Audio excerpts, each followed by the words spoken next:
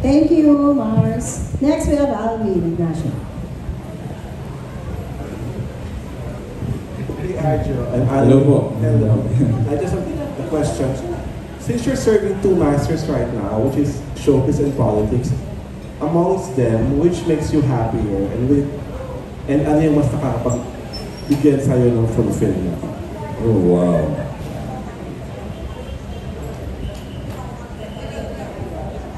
Wow, that's a very nice question.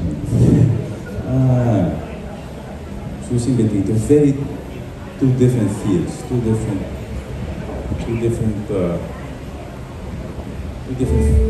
fields. Boy, I can't explain. Fulfillment. I don't. How should I say? I help people because I have to, and I can. Fulfillment is not even a feeling. Fulfillment, I feel once I've done something as a whole. Once there is something, that's when I feel fulfilled. Not really helping. I can't explain, but it's really hard to explain. It's a very hard question. It's a very personal question. I take it personally. It's not about fulfillment. On the side of helping, I just want to help when I can.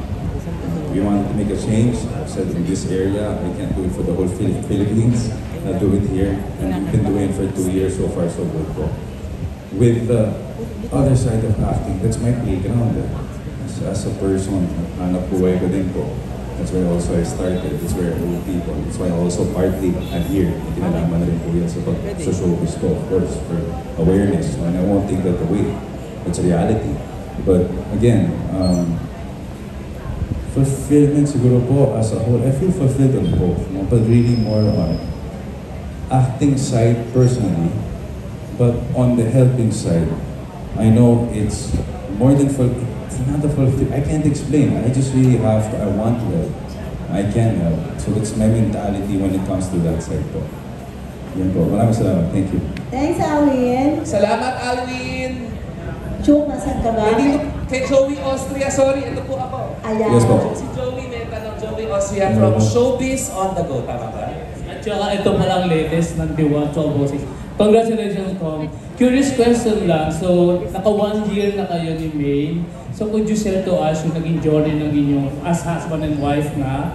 And kung nagkaroon na ba ng petty tampuhan, how did you resolve it? Opo, pwede na po. I think that's normal naman po, pero nothing big. We haven't fought. I'm very happy. Our journey has been nothing but great. We're growing together.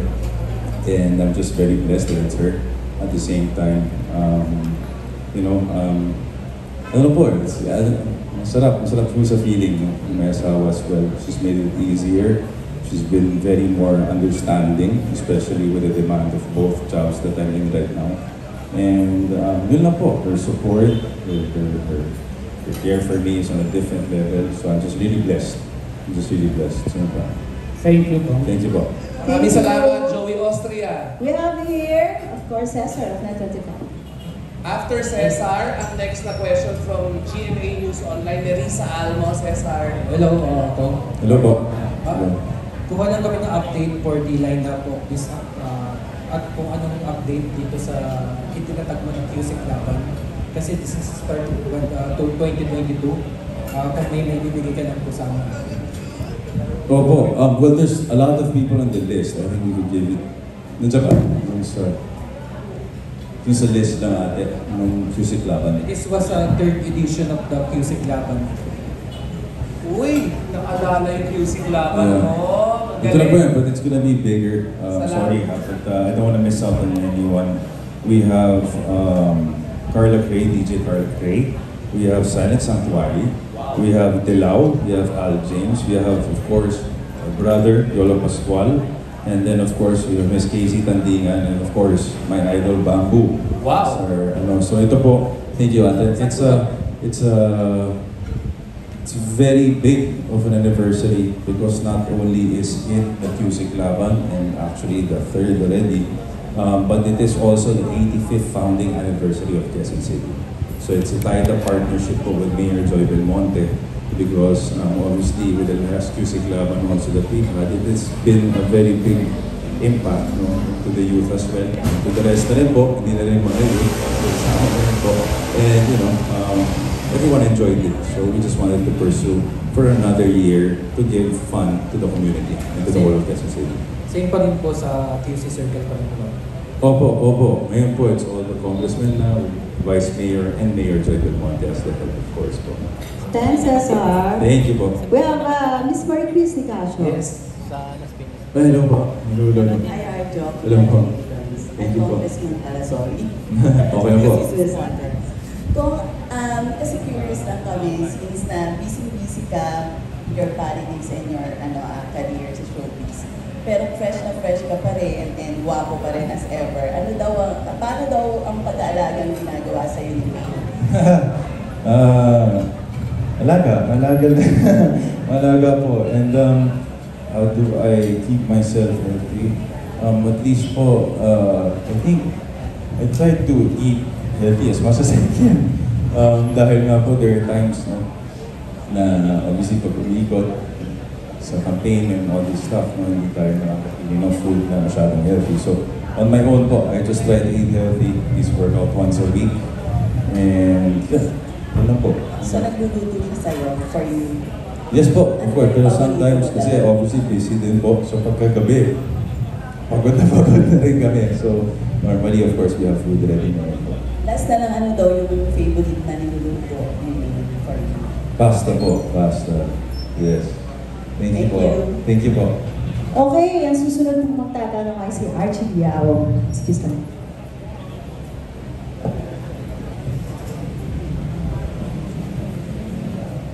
Good evening ko. Naisabatas kayo Eddie Garcia Bill. Tapos very timely ngayon yung issue ng mga sexual harassment at saka sexual abuse sa mga artista. No? So as bilang galing sa showbiz, ano yung mga panukala para maprotektahan ang mga co-workers sa showbiz? Opo, that is one thing that has been tackled in the last 2 weeks after the issues popped out regarding the sexual harassment. It is yet to be studied po. We'll let you know definitely an update on this. But as we move forward po, of course, I can't say much. There are legalities on the line as well. But definitely, we are in support. Of course, no sexual abuse. And hindi naman po yan yung industry ang kinikilala ko din po. That is not the industry I grew up in. There is no truth sa panghalahatan ng LGBT na ganun sila. There's no proof to that. I beg to disagree also to nalalahatin pero meron iilan. And they have to pay the price for what they have done. And I agree with that. Pero definitely sa panukala po, hindi ko na po para paunahan, but definitely we have the House of Congress, open live Facebook po regarding all these bills and all amendments that have to be done to make sure that the safety of the young men and adults, of course, in general, are all secure po. So maraming salamat po. Thank you. Maraming salamat, Archie. Kapatid, yes po. may question ng Yes GMA po. 7 News Online. Going there na po. A Yes. request lang po to everyone for all your content, your Miss social Teresa. media posts. Baka po pwedeng gamitin ng hashtag Arjo Ataya Thanksgiving para we can see it at i-share namin kina Arjo. Thank you. Hello. Sorry, Jimmy Entertainment. Hello po. Hello po. Ayan. Nag-mention na kanina na hinahayaan mo na yung management mo with regard to projects na kukunin mo. Pero may conditions ka ba? Like, especially now na representative ka na ng QC to kung ano yung mga pwede at hindi. Like, for example, this bag na medyo may politics issue, di ba? May mga conditions ka ba gano'n? Wala naman po. Kasi I started Bagmans even before I became a congressman. So it's for people to think. Definitely, this is not what I do. So I'm doing it. It's a story to tell, and definitely it has nothing to do with my political career at all. It wasn't a target. As I said from the beginning, we did this 2017, way back before I was bago po ako naging representative dito sa Distrito 1. So it's way beyond the campaign period as well. So I just wanted to continue because it's a beautiful story. It's a good political drama story that I think people should watch. And yun po, the way it was done po kasi this time, obviously, as we went along,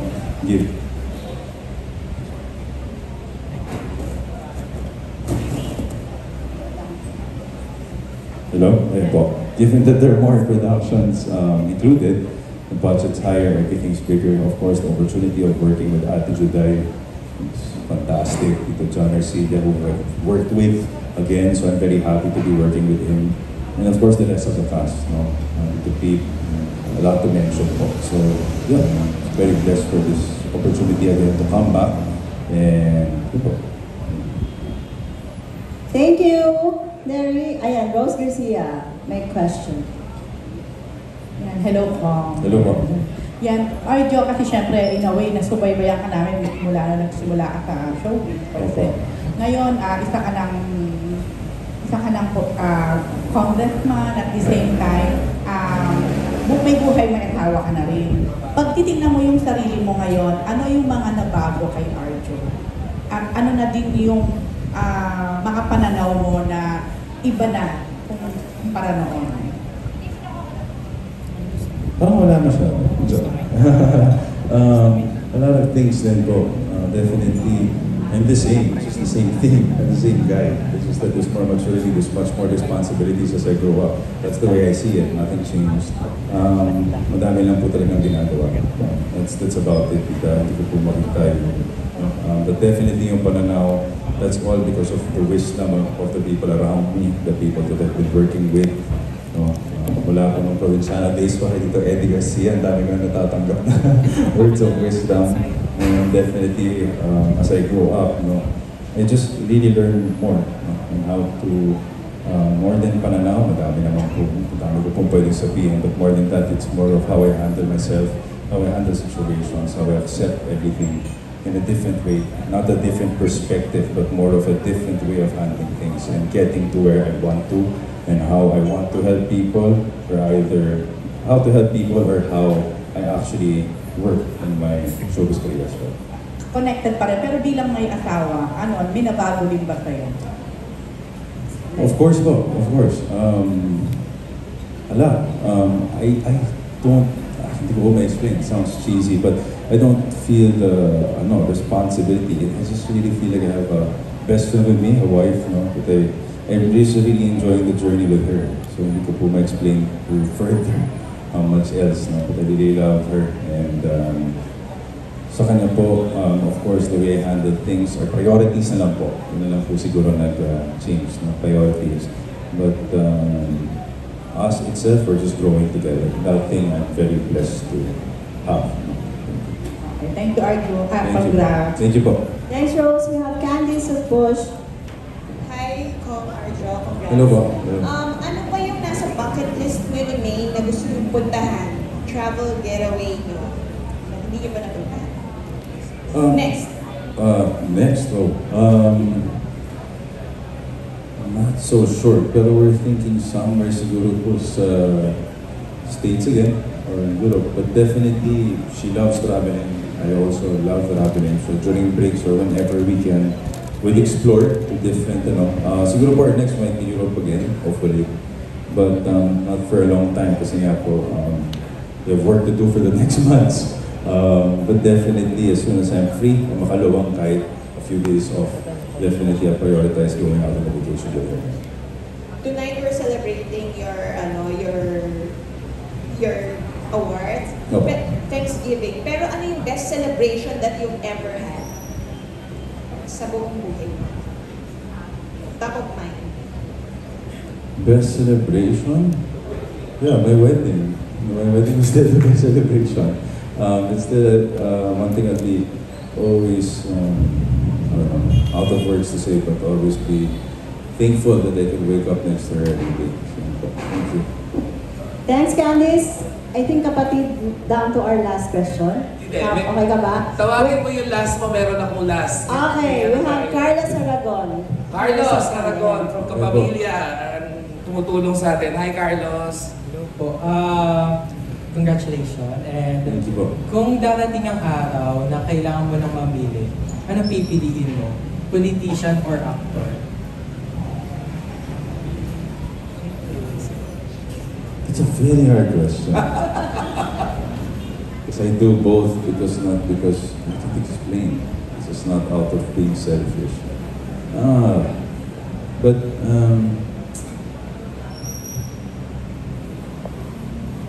I can't answer. It really depends on the situation, no?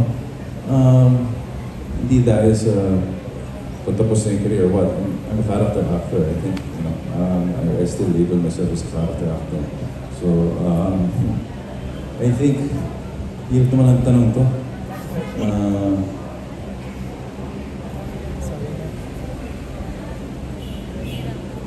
Okay, I just say it like this, in this way. It's so hard. As long as the people trust me, as long as the people need me, as long as I can serve the people, I will stay. In my acting career, I think I'll try acting. I think I want to grow up acting, so that's one thing that I really want to do. Hindi ko po alam kung hanggang saan. Of course, it'll be different when you have all these priorities. But I think once an actor, always an actor. You see them all coming back. And as an actor, I totally don't judge them for that. There's always a reason to come back. They always call you, as I always say.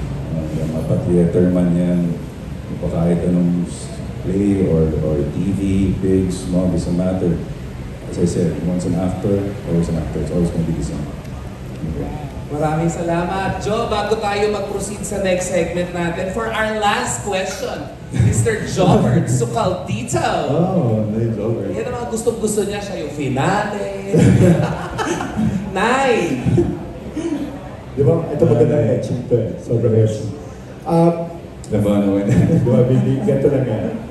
From the very first day I saw you, I was able to talk to you to this very moment. You made us all proud, actually, of what you have become. Okay. Ngayon, itatanong ko lang sa iyo, yung priority, yung sunod-sunod na priority, who are you first? A son? A husband? A big brother? An actor? Or a public servant? According to importance. Ulit, son? Husband, big brother, actor, and politician. Because you excelled in all of them, as I know. Alin ang sunod-sunod na priority? Who are you first? Son, husband, brother, actor, public servant.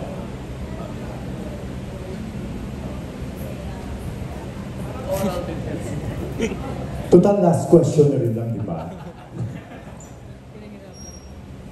4 lang po yun, ah. 5. Sorry, what's the fifth? Son, husband, brother, actor, politician. Okay. Husband, first, son, brother, politician, actor. Thank you. Thank you, Doc. Thank you, Doc. Maraming salamat. Ulit, Archo, ulit sa husband, son, brother, actor, politician. Politician, actor. Politician, actor. In that order. Husband, son, brother, politician, actor. Palakpakan natin si Arjo! Ayan! Punta tayo sa pinaka-exciting part. Arjo, stay with us. I want to call Miss Tess Gubi.